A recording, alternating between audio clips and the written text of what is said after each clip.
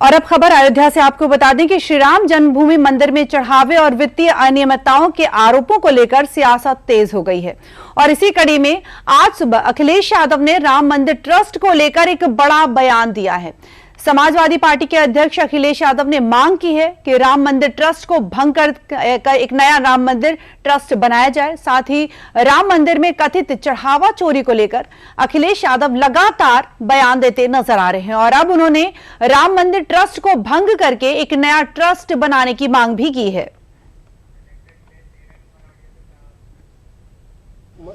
अब प्रधानमंत्री जी के बारे में तो हम नहीं कह सकते हैं, लेकिन ट्रस्ट तो बदला ही।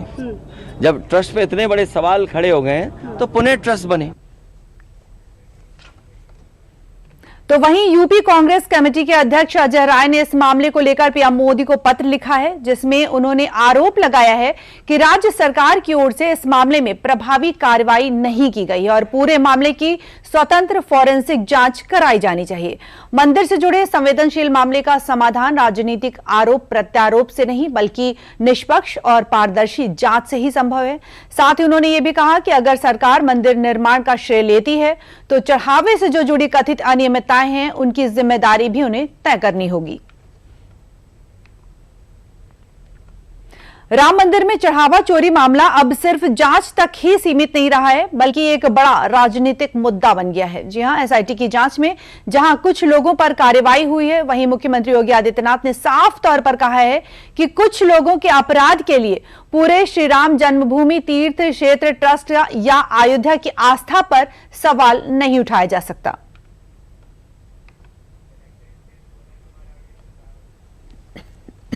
हमें ये जानकारी मिली कि चढ़ावे में जो पैसा आता है इसके नाम पर कुछ चोरी हो रही है। इसके लिए एक उच्च स्तरीय एसआईटी गठित करनी चाहिए, राज्य सरकार से अनुरोध किया। हमने श्री राम जन्मभूमि तीर्थ क्षेत्र न्यास की सिफारिश को स्वीकार किया और एक उच्च स्तरीय कमेटी एसआईटी के रूप में स्पेशल इन्वेस्टिगेशन टीम गठित की। और राम मंदिर में चढ़ावा चोरी मामले की जांच में पुलिस ने 3 आरोपियों को रिमांड पर लिया है। पुलिस का दावा है कि पूछताछ में आरोपियों ने फर्जी रसीदों के जरिए पैसे लेने की बात स्वीकार की है। बता दें कि एसआईटी जांच में अब तक क्या कुछ सामने आया है, तो 3 आरोपी पुलिस रिमांड पर हैं। साथ ही फर्जी रसीद बुक बरामद होने का भी दावा सामने आया है। 3 आरोपी रिमांड पर हैं। श्री राम जन्मभूमि तीर्थ क्षेत्र के नाम से कथित रसीद जो बनाई गई थी उस पर साफ तौर पर श्री राम जन्मभूमि तीर्थ क्षेत्र लिखा हुआ था और रसीद पर श्री राम जन्मभूमि तीर्थ क्षेत्र का लोगो भी बना हुआ था। पैसे ऐंठने का आरोप भी लगाया गया है। एसआईटी जांच में अब तक क्या कुछ सामने आया है, इसकी जानकारी हमने आप तक पहुंचाई और इसके साथ ही आगे आपको बता दें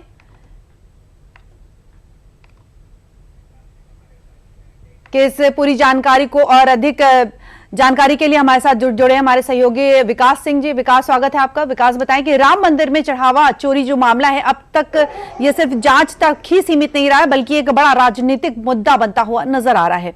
अब तक की क्या कुछ जानकारी है और जांच की जो प्रक्रिया है वो कहां तक आगे बढ़ चुकी है? विकास, देखिए, इस मामले में लगातार अयोध्या पुलिस जांच कर रही है। एसआईटी की प्रारंभिक रिपोर्ट के बाद जब एफआईआर ट्रस्ट की तरफ से कराई गई थी तो इसमें 8 आरोपियों को पकड़ा गया था।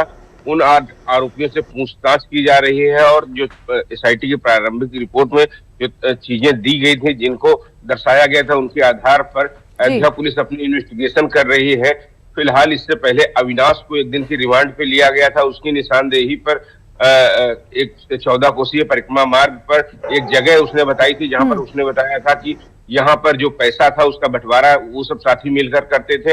इसके बाद पुलिस जेल में जाती है, पूछताछ करती है और इसके बाद 3 आरोपी हैं, इनको 2 दिन की रिमांड पुलिस को मिलती है। कल पहले दिन जब रिमांड में इन तीनों से पूछताछ हुई तो जिसका अभी आपने जिक्र किया कि एक रसीद मिली है इनके पास से, जिससे माना यह जा रहा है कि ये लोगों से इससे पैसा लेते थे। क्योंकि अब इस समय वर्तमान समय में जो भी दान देने का प्रक्रिया है वह ऑनलाइन कर दिया गया है। रसीद के माध्यम से कोई दान सामग्री नहीं ली जाती है। तो ये फर्जी मानी जा रही है और ऐसे में इन लोगों ने स्वीकारा है कि ऐसे ये लोग कृत्य कर रहे थे। साथ ही साथ पुलिस ने इन तीनों से उन चीजों के बारे में जानकारी भी ली है जिसको अविनाश ने कबूला था या जिससे इन लोगों ने जेल में पूछताछ में बताया था।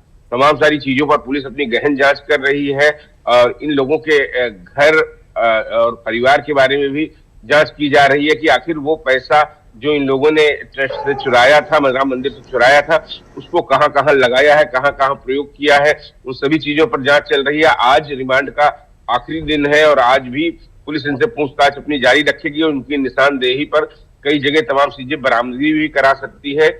और इस मामले में, लेकिन जो आपने जिक्र किया राजनीति का, तो राजनीति इस मामले में हो रही है। बिल्कुल, विपक्ष के द्वारा लगातार इस मामले पे सरकार को घेरा जा रहा है, उस कार्रवाई पर प्रश्न चिन्ह उठाए जा रहे हैं। वही सरकार की तरफ से मुख्यमंत्री योगी आदित्यनाथ का कहना है कि दूध का दूध पानी का पानी होगा। एसआईटी अपनी बनाई गई है, एसआईटी अपनी रिपोर्ट 15 जुलाई को अंतिम रिपोर्ट देगी। इस बीच हमने देखा था कि जो चंपत राय हैं जिन्होंने ट्रस्ट से इस्तीफा दे दिया था, उन्होंने एक पत्र भी जारी किया था।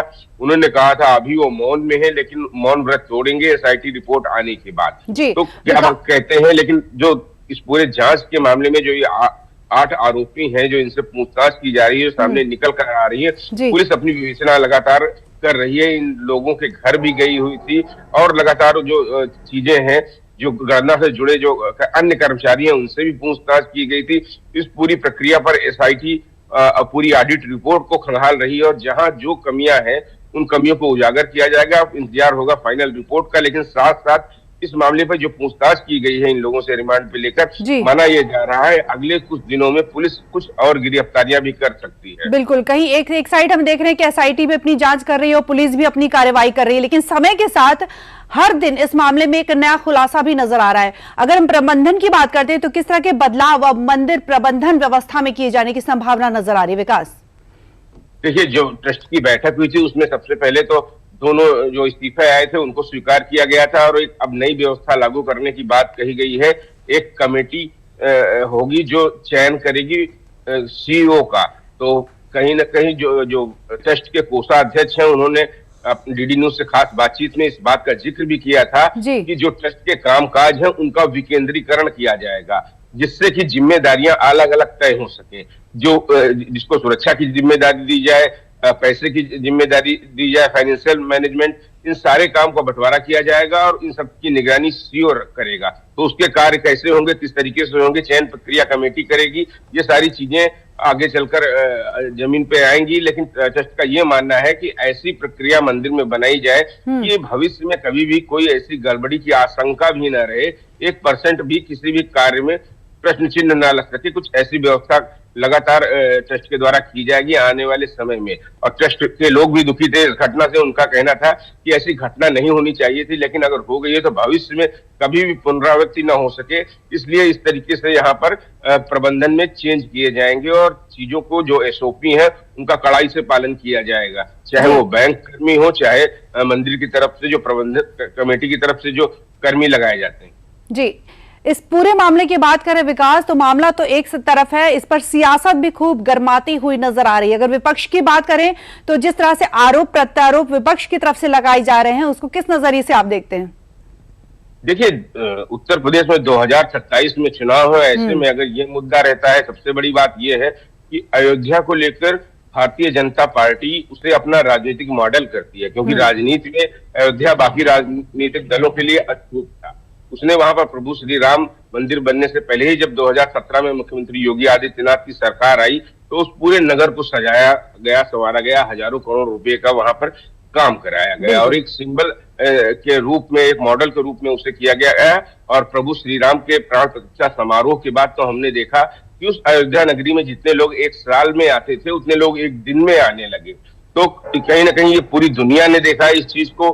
प्रभु राम में आस्था रखने वाले तमाम सारे लोग अयोध्या आते रहे, लगातार आ रहे हैं, आज भी उनके आने की संख्या में कोई कमी नहीं है। लेकिन विपक्ष की तरफ से उन्हें लगता है कि अगर वहां पर वो भ्रष्टाचार विपक्ष जो भाजपा है उस पर प्रहार करें, उसके राजनीतिक मॉडल पर चोट पहुंचाने का प्रयास करें, जिससे कि उनको लाभ मिल सके। क्योंकि 2027 के चुनाव में मात्र अब 6 महीने ही रह गए हैं तो ऐसे में उत्तर प्रदेश में राजनीति तो होगी, एक दूसरे को घेरने का प्रयास होगा।